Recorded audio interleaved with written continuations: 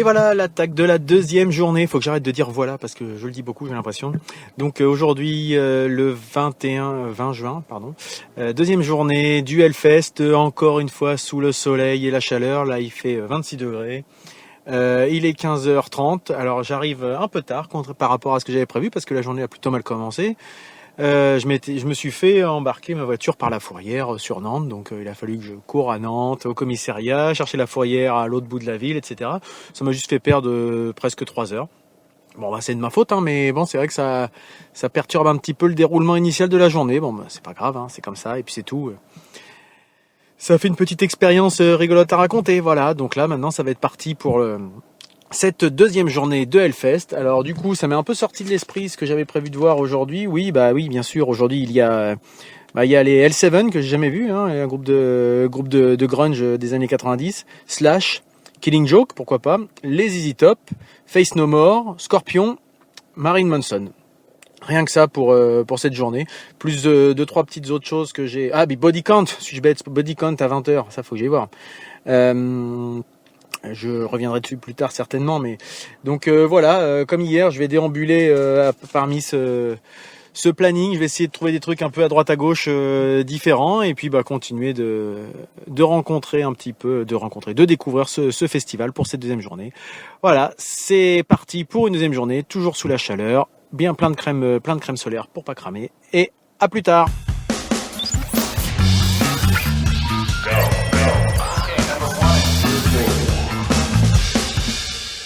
De retour quasiment sur le site du Hellfest, mais avant ça, comme j'avais un petit peu de... Bon, j'étais pas hyper pressé, je passais par le Leclerc, et c'est marrant quoi. Le Leclerc, il doit faire dans un week-end ce qu'il doit faire en 6 mois habituellement, c'est un truc de fou. Les allées, les parkings, tout est fait en fonction de cet événement. Le Leclerc a même mis des drapeaux Hellfest partout à l'intérieur. Mis en place un système de consignes de bagages à l'entrée du magasin avec un numéro, on dépose son sac bien sûr, et voilà, bon, on se doute bien que c'est surtout la consommation de bière qui va partir, mais pas que je voyais des gens qui repartaient avec des viennoiseries, des machins, des saucisses, il y a des gens qui font pas mal de barbecue, enfin bref, ça s'organise bien, ça devient une machine bien rodée, j'ai l'impression. Et puis du coup, je suis passé un peu à travers les tentes et tout ça.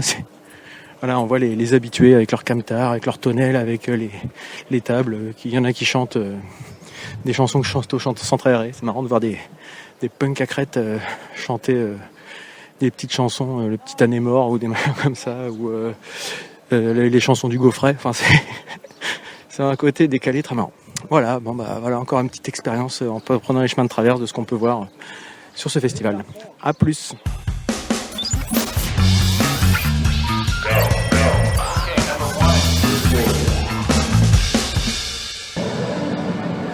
Suite de cette deuxième journée, depuis que je suis arrivé, qu'est-ce que je peux vous dire ?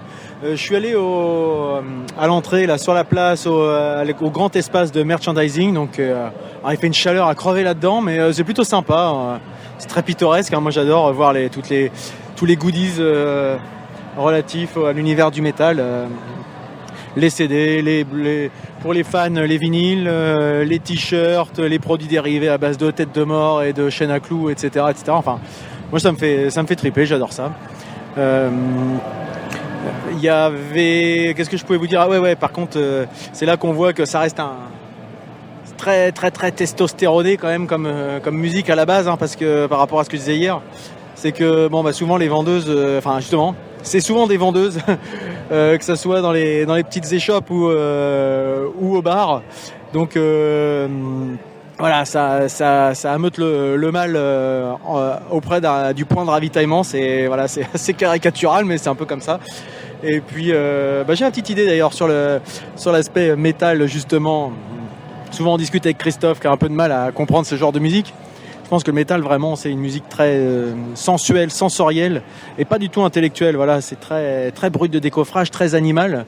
Et ça te parle, ça te prend au trip ou ça te parle pas, quoi. Voilà, mais c'est ni plus ni moins. Voilà, on se reconnaît entre métalleux, on a nos codes, moi je suis pas non plus je m'affiche pas forcément comme ça tout le temps, mais voilà, le noir, les t-shirts à l'effigie de nos groupes de métal, les tatouages spécifiques en veux-tu en voilà, enfin voilà, il y a plein de codes qui se retrouvent, la bière. C'est des petits exemples comme ça, mais qui fait que le métal, je pense, c'est une musique assez universelle et transgénérationnelle. C'est pas du tout intellectuel, voilà. Il n'y a pas besoin de réfléchir pour savoir si ça nous parle. Hein. C'est quelque chose, ça nous parle ou ça nous parle pas. Voilà, c'est dans les tripes, ça. C'est viscéral. Voilà, c'était une petite réflexion. Peut-être qu'on pourra en échanger dessus d'ailleurs sur l'entrepôt, faire un petit débat là-dessus avec mes collègues. J'en sais rien, je sais même pas si c'est un intérêt, mais voilà, c'est la remarque que je me faisais là en me promenant dans les allées depuis tout à l'heure.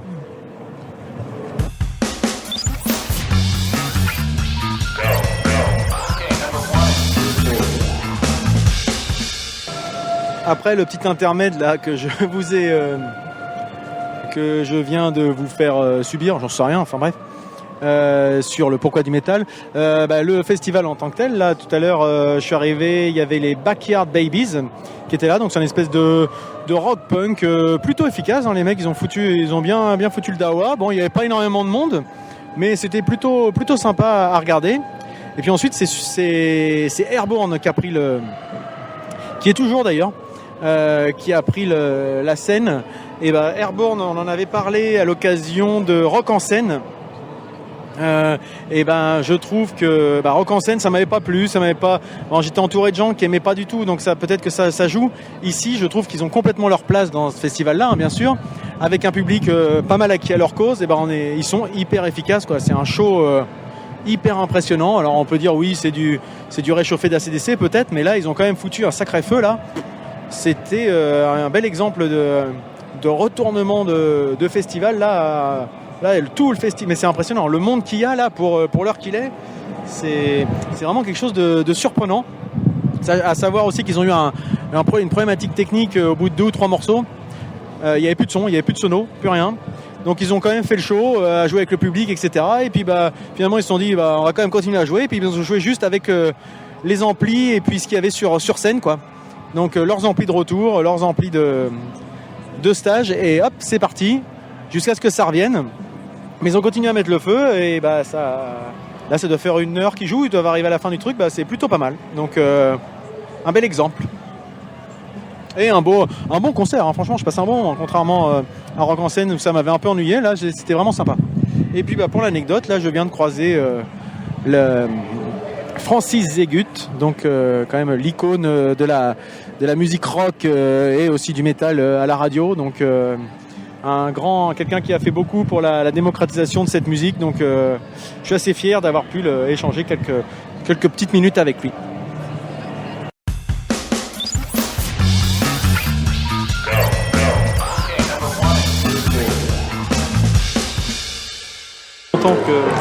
Que j'ai rien enregistré. Je sais pas si je vais y réussir tout de suite parce qu'en fait il y a un nouveau concert qui commence, mais je me doutais qu'aujourd'hui de toute façon ça serait un peu plus compliqué parce que ça s'enchaînait quand je voyais la prog, tout ce que je voulais voir ça s'enchaînait vraiment à fond, donc là qu'est-ce que j'ai vu depuis tout à l'heure, donc la fin d'Airborne, bon je crois que ça va être trop tard. Là il y a Killing Joke qui commence, donc écoutez, je crois que je reviendrai un petit peu plus tard puisque j'ai pas le temps.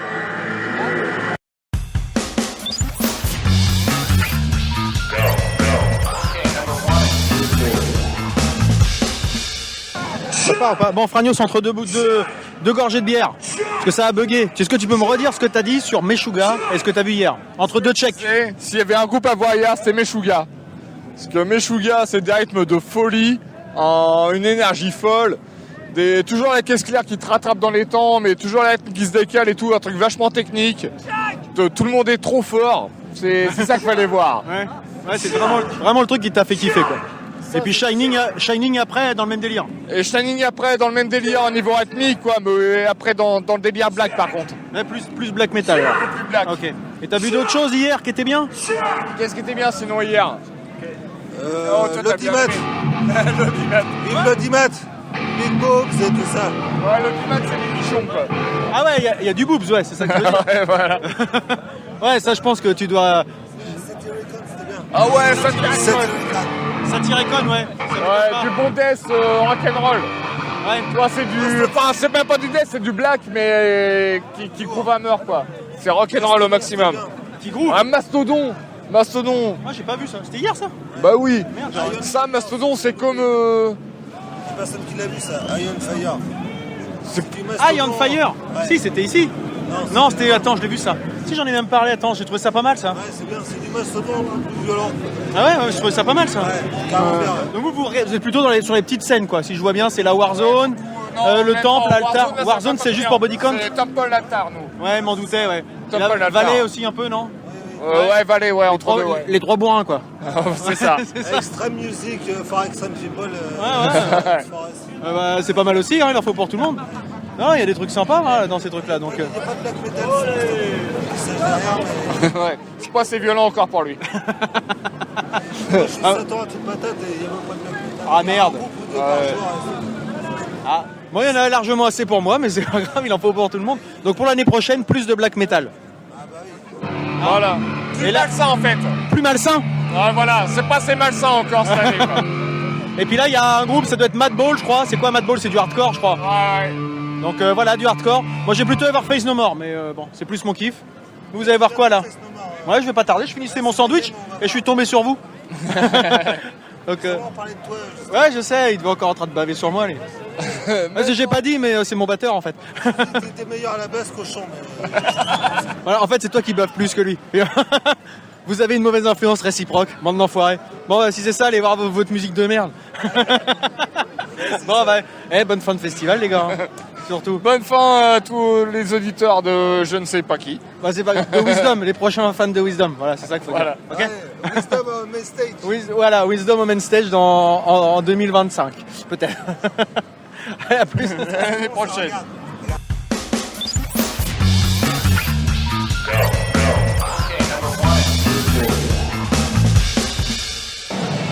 Salut les gens, il est minuit moins le quart là, ça faisait longtemps que je vous avais pas parlé, et encore tout à l'heure c'est parce que je suis tombé sur mon batteur comme ça là, pendant que je bouffais, il m'a quasiment marché dessus, il m'avait pas vu.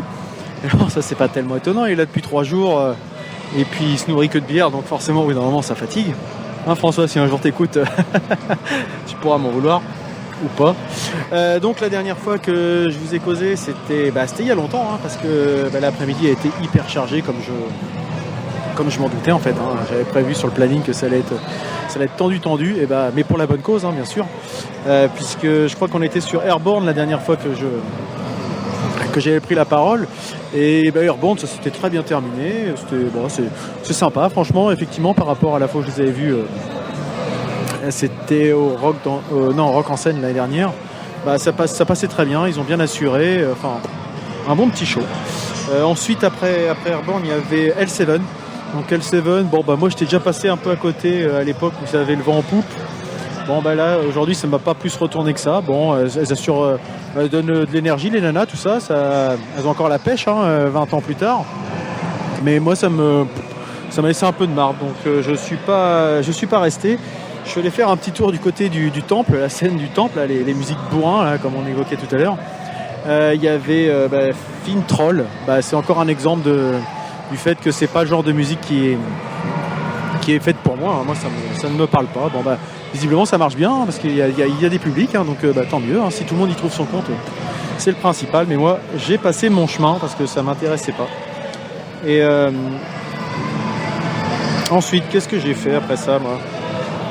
Ah oui, je suis bête. Le morceau de la journée à ce moment-là, en tout cas, c'était Slash, Monsieur Slash des Guns N' Roses, qui a... voilà, moi j'ai pas de mots, je sais pas trop vous dire. D'ailleurs, pour tout ce que je vous dis là, il n'y a pas de mots en fait. C'est tout ce que je peux vous dire ne vous donne pas l'image de ce qu'on peut vivre. Voilà, un festival, ça se vit.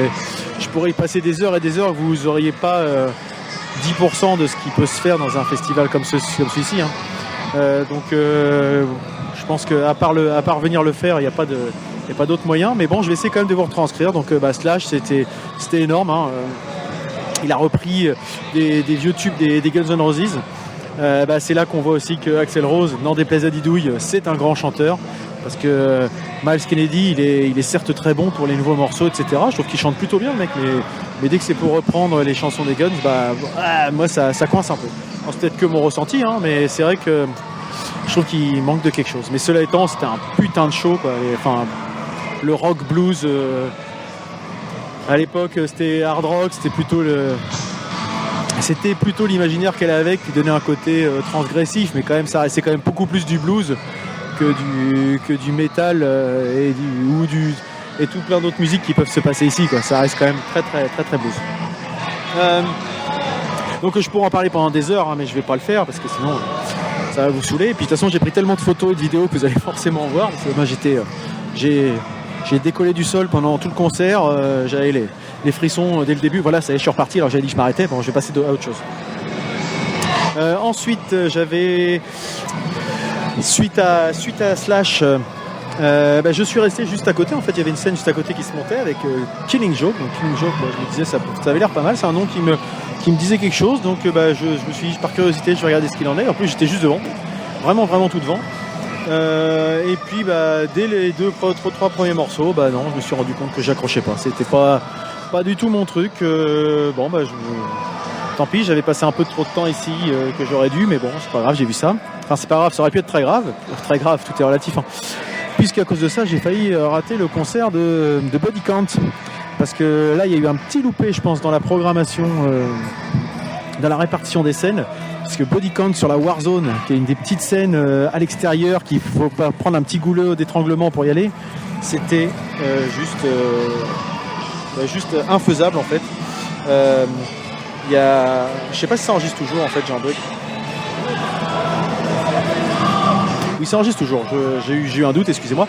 Donc Body Count, il a fallu jouer des coudes, heureusement que mes années de festival et de concert métal m'ont servi pour pouvoir justement me rapprocher. Il m'a bien fallu 20 minutes après le début du concert pour pouvoir voir à peu près quelque chose et puis prendre quelques photos et vidéos et puis passer un putain de moment, parce que voilà ce que je disais, Body Count, moi c'est le premier groupe que j'ai vu comme concert de métal en 97 à l'Élysée-Montmartre. Donc c'était le premier d'une longue série, que ce soit de concerts de métal ou de concerts à l'Élysée-Montmartre, feu Élysée-Montmartre.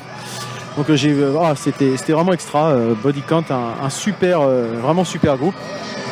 Et d'ailleurs, je vais continuer avec ma petite étude sociologique du métal. Body Count, c'est une bande de mecs de South Central Los Angeles, donc une bande de black au style gangsta, un peu comme on voit dans les séries américaines, dans les prisons, etc., quoi, qui cultivent cette image un petit peu de gangsta rap. Donc c'est du rapcore métal, enfin bon, si ça parle à des gens. Et justement, c'est là qu'on voit que le festival, c'est pas très puissant en termes de mixité, quoi. Ça reste quand même un public essentiellement type caucasien occidental, et il y a très peu de minorité, comme on dit habituellement, mais en gros, on est qu'entre blancs, quoi, à peu de choses près, hein.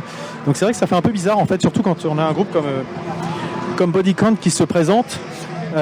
C'est là que ça ressort le plus. Bon, après, cela étant, il y a peut-être une explication, je suis pas là pour ça, mais c'est juste une petite observation comme ça en passant.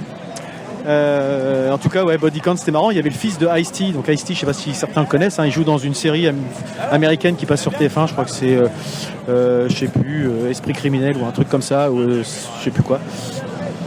Et il y avait son fiston qui était sur scène. Il doit avoir à peine 20 ans, le gamin. Et donc je me disais que la première fois que j'ai vu Body Count, donc 94-97, il était peut-être même pas né, le petit Bézo là, qui était sur scène avec son père à faire la tournée. Enfin bon, c'est une petite anecdote encore en passant, mais en tout cas ça c'est encore un bon moment à revoir des vieux groupes, des trucs. Moi c'est vrai que je me rends compte que ce qui me plaît bien, c'est quand même les choses un peu anciennes, un peu de choses près. Donc est-ce que je suis un vieux con nostalgique? Peut-être, j'en sais rien, mais ça n'empêche pas que je passe un bon moment. Suite à ça, donc suite à Body Count, je me suis dit tiens, il va peut-être être il y a ZZ Top, pardon. Et ZZ Top, j'y suis allé et je me suis fait chier. Voilà, franchement. Voilà, comme quoi tous les anciens me plaisent pas. Pourtant c'est un groupe que j'aime bien leur dernier album en plus. Mais là c'était plan-plan, je trouvais, c'était mou, c'est bof. Peut-être que j'étais un peu fatigué aussi de l'enchaînement de l'après-midi. Donc je ne sais pas, ZZ Top, je suis passé à côté et du coup je me suis dit tiens je vais en profiter pour faire une petite pause et puis aller manger. Voilà.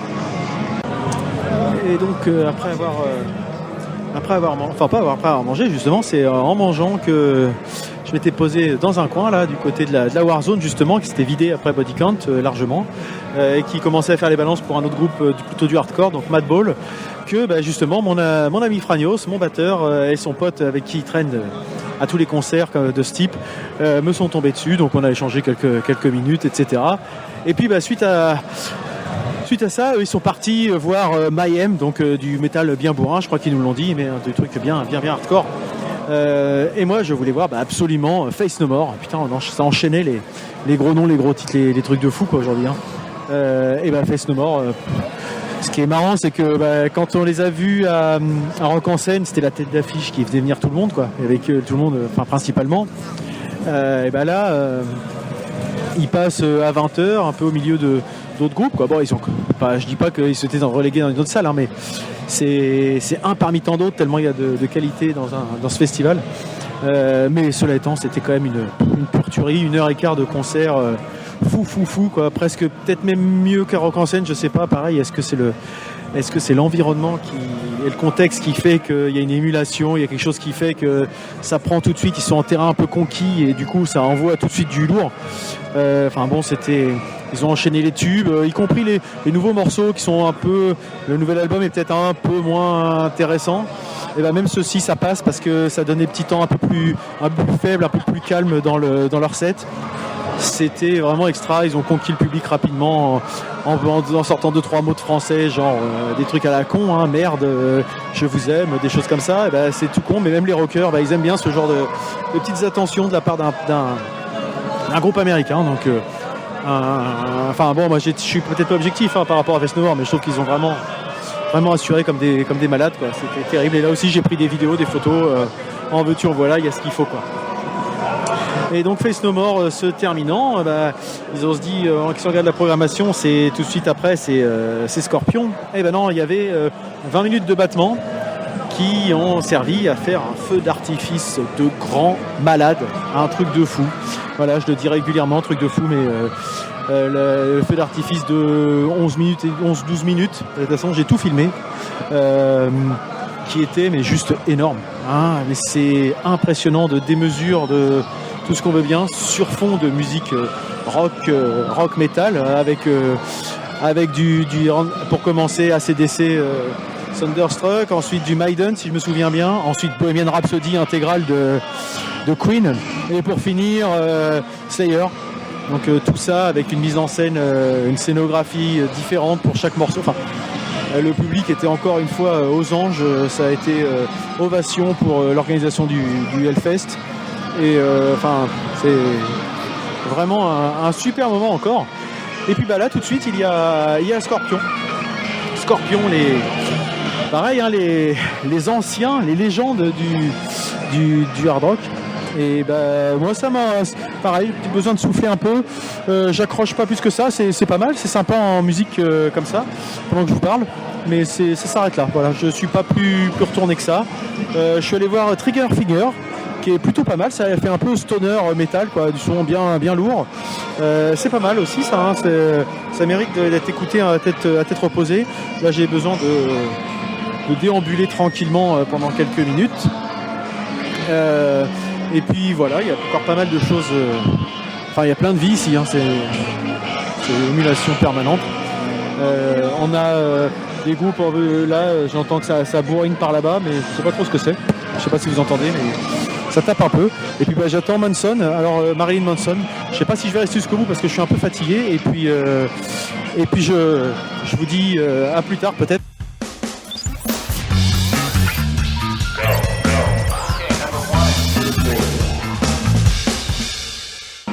Sinon je voulais revenir, c'est vrai, sur un truc qu'a évoqué tout à l'heure François. Je sais pas si ça va enregistrer parce que c'est un peu coupé, on verra si je le garde au montage, mais sur le fait quand il dit il y a plein de boobs partout, c'est vrai que autant les mecs ils sont tout le temps torse nu, quoi, il fait une chaleur à crever, donc c'est logique. Les nanas elles sont pas en reste, elles sont en haut de bikini ou carrément même en soutif, classique, normal. Donc malgré tout, tout ça, on n'est pas dans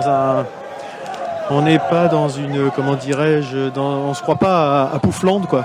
On n'a pas l'impression d'être dans un clip de R&B avec la vulgarité qui va avec, quoi. C'est juste, c'est tranquille finalement. Ça fait un peu penser à une ambiance baba cool. Je sais que la musique s'y prête pas par rapport à ce qu'on peut imaginer de loin, mais ça me fait un peu penser à ça. Le reggae, les baba cool, le truc, on s'en fout, on est roots. Ça veut pas dire que dans un autre contexte, ça serait. Je pense pas que les mêmes personnes arriveraient à se balader de la même façon, sans aucune arrière-pensée dans un autre contexte qu'un festival comme ça. Mais là, dans ce festival-là, en tout cas, ça n'a pas l'air de prêter à confusion ou à équivoque. Donc c'est vrai que c'est plutôt sympa. Je sais pas si c'est sympa, mais pour les mecs, c'est forcément sympa, je pense, je dirais. Je sais pas, faudrait que je demande l'avis. J'aurais dû épiloguer plus avec Franios. Mais c'est vrai que voilà, je voulais juste l'évoquer. On n'est pas dans un festival un peu bobo à la rock en scène ou solides, quoi. On est plus, moi, dans ce que je connais, le rock dans tous ses états. Alors c'est vrai que effectivement, il y a peut-être la différence entre province et parisien. Désolé s'il y a des parisiens qui nous écoutent, hein. Mais je trouve qu'effectivement, il y a moins le côté m'as-tu vu, bobo hipster. Cela étant, tiens, je rebondis quand même. La mode hipster est très très tendance, hein, chez les métalleux cette année, hein. C'est la grosse barbouze et puis la coupe un peu à la footballeur de l'équipe de France, quoi. La mèche rabattue sur le côté et puis très très très très très très très court sur les tempes. Voilà. Bon, on en voit beaucoup ici, hein. Enfin, ça côtoie aussi les dreadeux et puis les métalleux classiques, hein, mais c'est marrant, voilà. Bon, là c'est une petite digression qui vaut ce qui vaut, qui est certainement pas grand chose du coup. Mais voilà, c'est les choses qui me viennent au cours de la journée et puis que je voulais juste évoquer avec vous. Et puis s'il y en a qui sont pas d'accord avec ce que je dis, on peut en discuter. Il n'y a pas de souci, c'est le but. Donc voilà, tiens, là il y a une démonstration de jongleur de feu. C'est sympa aussi ça, tiens, je vais peut-être aller voir. Puis en arrière-plan, il y a toujours Scorpion qui chante. Bon, ça me retourne pas plus. Donc Manson, et puis après, je me rentre. Puis je fais attention à ma bagnole ce soir.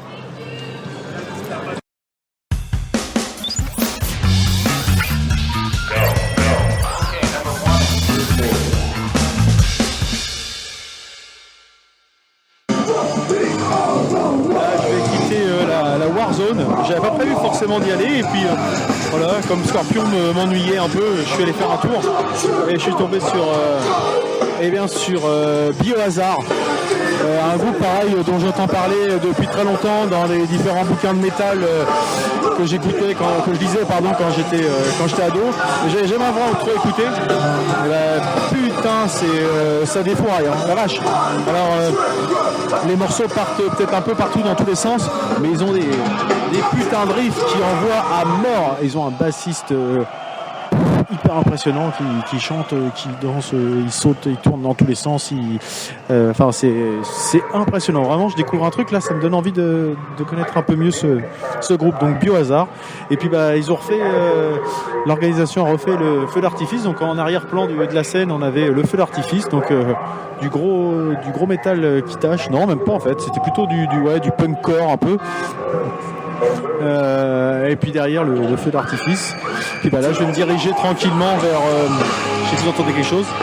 Je vais me diriger tranquillement vers Marilyn Manson pour finir en apothéose, j'espère, cette putain de deuxième journée là qui vraiment, je savais que je m'attendais à ce que la journée d'hier m'intéresse un petit peu moins, donc c'est pour ça que j'en ai profité pour déambuler dans les allées, faire un peu le touriste.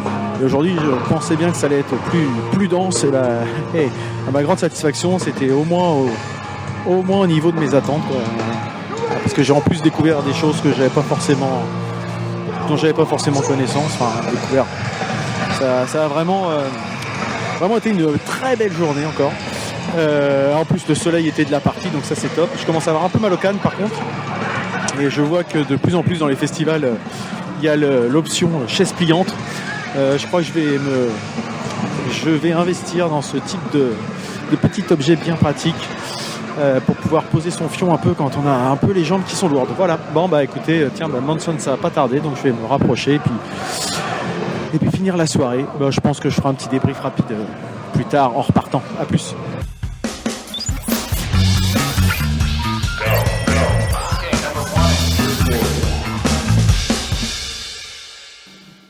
Et voilà, la fin de cette deuxième journée de Hellfest 2015. Me voilà retourné à ma voiture. J'ai quitté Marilyn Manson un petit peu avant la fin. J'ai pas été renversé en fait. Je m'attendais à quelque chose de, je sais pas. J'ai trouvé qu'il gérait pas bien les intermorceaux. Il se passait rien en fait. La lumière restait noire et puis on savait pas trop ce qui se passait. Pas de Ouais, puis les morceaux m'ont pas renversé. Visiblement, ça a dû faire l'effet à beaucoup de monde parce que c'était la grosse cohue pour sortir des festivals là ce soir. D'où le temps que j'ai mis pour retrouver ma voiture. Enfin, c'est un petit peu déçu. Bon, fallait le voir. Hein. J'avais jamais vu Manson, donc c'était l'occasion. Et puis voilà, c'est la fin de cette journée. Deuxième journée, beaucoup mieux beaucoup mieux. La première était déjà très bien, mais en termes musical, c'était vraiment quelque chose que j'attendais. Donc forcément, j'ai pas été déçu par les artistes que j'attendais. Enfin, je l'ai déjà eu l'occasion de le dire. Le festival toujours super bien organisé, ça commence à être un petit peu plus crasse-pouille par-ci par-là. C'est surtout à l'extérieur du festival, quoi, là où il y a des mecs qui dorment dans leur bagnole, etc., qui a des sacs poubelles qui traînent un peu partout. Là, ça fait un peu crado.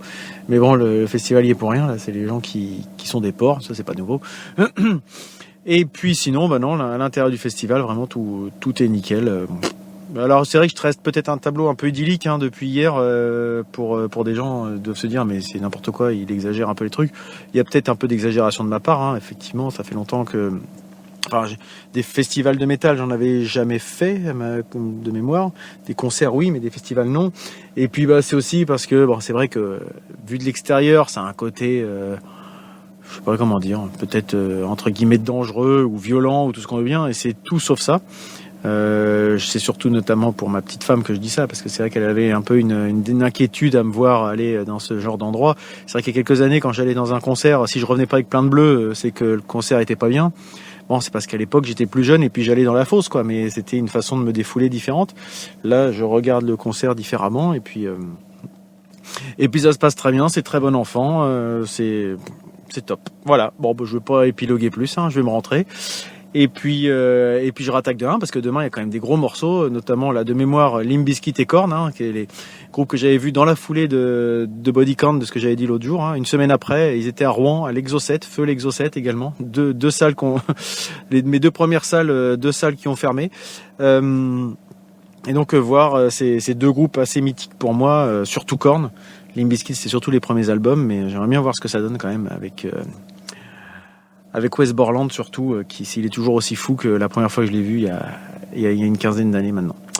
Voilà, et puis d'autres choses encore, certainement, là je les ai plus en tête, mais c'est pas grave, de toute façon on verra demain, puis mes pas me guideront vers certainement de bons choix.